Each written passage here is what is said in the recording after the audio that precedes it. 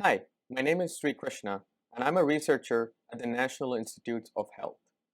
Most cancers are treated by taking the tumors from patient by surgery first, and then giving them chemotherapy or radiation, both of which are not really tumor specific, so they cause a lot of long-term side effects.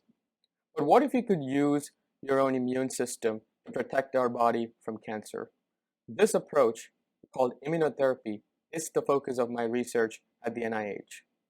Most cancers happen because normal, healthy cells develop genetic typos in their DNA called mutations.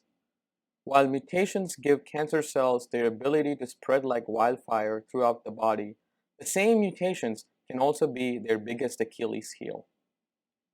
Many researchers, including members of our own branch, have discovered that certain immune cells, called T cells, are really good in finding mutations that are in cancer cells and recognize them and kill them.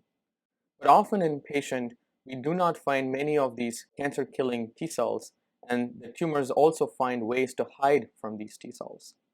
In our branch, we are really interested in finding which mutations in cancer cells can be recognized by T cells so we can use those T cells to target patients' very specific tumor mutations as a personalized cancer therapy. This approach is called adoptive cell therapy.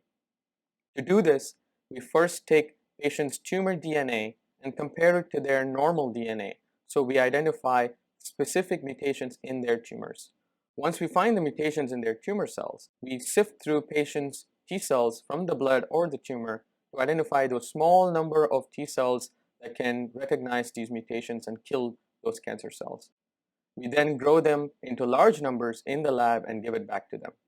I'm very interested in finding why adoptive cell therapy works in some patients and does not work in many others.